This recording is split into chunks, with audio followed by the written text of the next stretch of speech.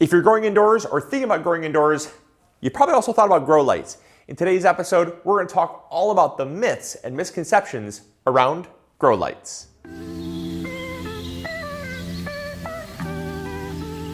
The first myth about grow lights that I don't want you to believe is that you need a grow light.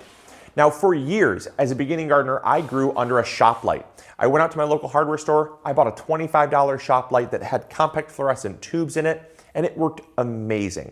Now, was it as efficient as some of your more grow light setups?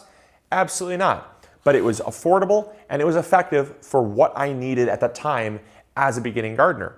And so if you're in that phase of your kind of gardening lifestyle and you don't want to go out and buy a really expensive setup, you absolutely don't have to. You can get by with a shop light. The only thing I'd say with a shop light is make sure that you keep it lower to your plants, much lower, because they're not as powerful, they don't have as much output, and because there's only two bulbs, regardless if it's compact fluorescent or an LED setup, the closeness will need to be, well, the distance I should say should be a whole lot closer because it's just not as strong. But you absolutely can get by with a shop light or even one of those coiled, the spirally compact fluorescent lights. Those work great as well. Just keep it close to your plants and you'll be fine. You don't need anything too fancy. The second myth about grow lights that I don't want you to believe is that if you were transitioning from compact fluorescent to LED, that you have to buy a whole new setup. Now, in some cases that might be true, but if you're using a T5, a T8, a T12 type compact fluorescent tube light setup, like these setups behind me, you absolutely do not have to. Nowadays, technology has adapted to making an LED tube light. Now, these are a plastic, some are glass, but most are plastic, and that means they don't break. Try doing that with a compact fluorescent tube. Absolutely is going to break all day long. And not to mention, those compact fluorescent tubes do have heavy metals inside of them. The gases inside are not great to break. And so a lot of people are transitioning over to LEDs. If you still find yourself with a compact fluorescent setup though, it will work, absolutely. But if you're someone that's trying to switch, I can't tell you how many times I go on to forums and I see people harping on others about you have to upgrade your whole setup. It's not going to be as powerful. It won't be as good. Let me tell you for a fact, all of these lights here, these are 8 lamp setups. I have 4 of them, so there's 32 bulbs total here. I transitioned all of them over from compact fluorescent tubes. They were T8. The T8 is the size of bulb, or sorry, T5. That was the size of bulb that they were. I transitioned them all over to integrated LED tubes, just like this one. And well, this is a little larger than the T5 bulbs that we're using here, but they're all the same plastic body. They are just as powerful, if not more powerful, and just as energy efficient, if not more than the compact fluorescents that were in there. And that's because they use a lot less light. They don't have the heavy gas. They're on and off immediately. They don't have time to warm up or heat up.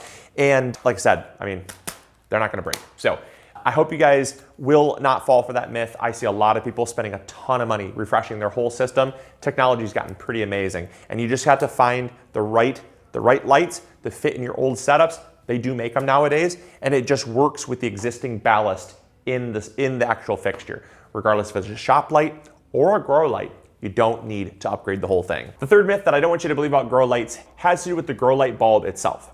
I see a lot of people talking about how you need to have a grow light that is around 6,500 Kelvin. Kelvin is just the color of the light that's given off.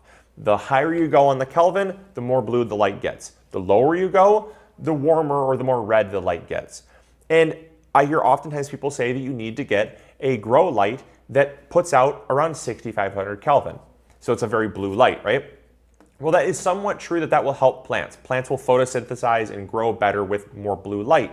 But you don't have to go find a light that gives off 6,500 Kelvin. Oftentimes those grow lights are grow light specific and they're very expensive. The tubes, the bulbs, are geared for growing plants. It's a very niche need, and so oftentimes they charge a premium for them. To get around that premium, find a grow light, or find a light, I should say, a tube light, whether it's compact fluorescent or LED, that puts out around 5,000 to 5,500 Kelvin, and your plants will do great. Will they do better with 6,500 Kelvin? Maybe a tiny bit, but as a beginning gardener, I truly, and I will stand on this, I do not think your plants are going to make that big of a difference as a beginning gardener. Once you get into it and you start growing and you want to get a little more serious, sure, maybe consider upgrading your bulbs. But for the time being, I'm proving my point here. These lights, I didn't want to spend the money because these fixtures were pretty old. I spent a little bit of money and I got some lights that were 5,500 Kelvin. The tubes were 5,500 Kelvin, not the 6,500 Kelvin that everyone says you need. And look at these plants. They're happy and they're thriving. They're doing great. They're doing awesome. They are green, they're growing. And how I know they're happy is they're not stretching for the light. They're not turning yellow. They're growing each and every day and they look amazing. So don't fall for that myth. You can go out and you can find some lights 5,000, 5,500 Kelvin. No problem at all at your local hardware store. Throw them into your fixtures, or maybe your fixture comes with them. Your plants are gonna do great. The fourth myth about grow lights that I don't want you to believe is that you need a grow light at all. For years, I started seedlings in a strong south-facing window. As long as you get between 4 and 5 hours of sunlight, nice direct sunlight, your plants are gonna do fine and you don't need a grow light. You may have to rotate the trays ever so slightly just because they might grow towards the light a little bit, but then you turn them 180 and they're gonna grow back the other way and they'll do fine for the time being without any grow light needed at all. Now, obviously, will a grow light help? Absolutely. If you don't have quite as much light, a grow light can add supplemental light, which can certainly help. But in a lot of cases, if you have a really strong south-facing window, like this window we have here, these plants, like these are our citrus, we got house plants, we could easily throw some seedlings up in here and they would do amazing. They would not need a grow light whatsoever. So don't feel like you have to get a grow light, especially if you have a large enough window and it's pointing in the right direction. The only thing I would say for this point is try it with a few plants first and see how they react.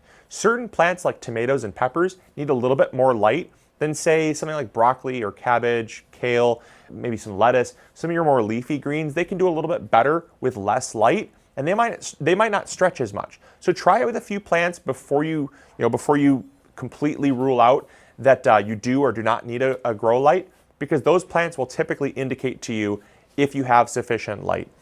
And that's kind of the only thing I would say, just because, like I said, certain plants react differently than others, but in a lot of cases, you might have enough grow light coming right from Mother Nature. And the fifth and final myth that I do not want you to believe with grow lights is the myth of the more you spend, the better grow light you're going to get. Now, this might be somewhat true. I'm not gonna say that it's not true. Obviously, there's a lot of technology that comes with grow lights. But as a beginning gardener, what I would say is getting started is far better than getting it perfect. And that's something that I really made a mistake of as a beginning gardener, is I spent a ton of money on what I thought to be the best grow lights, and it really didn't make me any better of a gardener because I didn't understand how to use grow lights effectively. And because I jumped into something that I wasn't fully well versed in, I had not fully experienced, I ended up spending a lot more money initially than I really needed. This is the level of success you're going to get with, say, a $25 grow light. You might be kind of shocked, but you might only get about this much more success with like a $200 grow light. $25, $200. Why is the move so small for such a large jump in the amount that you're paying? It's because as you get into actually using these pieces of technology and the lights do make somewhat of a difference, you'll find that those nuances may be worth it to you. That's the thing. They may be more efficient, they may be brighter, they may have a little more variability, they may be able to give you the results that you're looking for if that's what you're looking for. But again, $25 to $200, $200 doesn't make a huge amount of sense to me as to why, if you are a first-time gardener, you would jump into spending $200 on a grow light simply because you thought that's going to be the thing that you need to get the results you're looking for. If you don't even know how to use these properly, this becomes this, because you can have the best tools in the world, but if you don't know how to use them properly, they mean nothing. So don't spend a ton. It's not always going to be guaranteed you're going to get the best results. And then the final thing in this same line here is that I see so many gardeners falling for the trap that they need to buy brand new, super expensive grow lights. And I'll tell you what, there is not a shameless plug for Facebook Marketplace, but if there ever was one, this would be the time. Facebook Marketplace is littered with grow lights that are for sale that are just fine. Absolutely just fine. You can get them used. You don't need to get them brand new. As long as they work fine. And I direct everyone to Facebook Marketplace first, because generally if you're in a town of 1,000 or more people, someone within a 5-mile radius is probably selling a grow light. I'd almost guarantee it.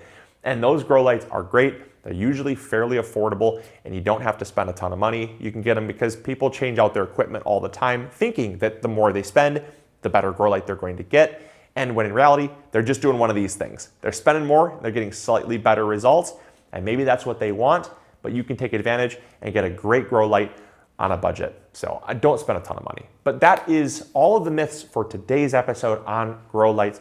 I hope you all enjoyed. I hope you all learned something new. If you did, make sure to hit the like button. Subscribe if you haven't already.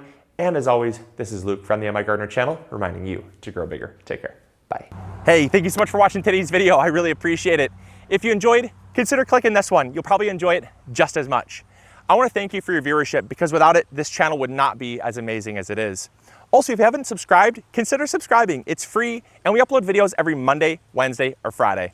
We also have vegetable seeds, fertilizer, or tools. If you need any of those, consider visiting MIgardener.com. Links will be in the description box below. We've got you covered. And as always, we'll see you all in the garden. Take care. Bye.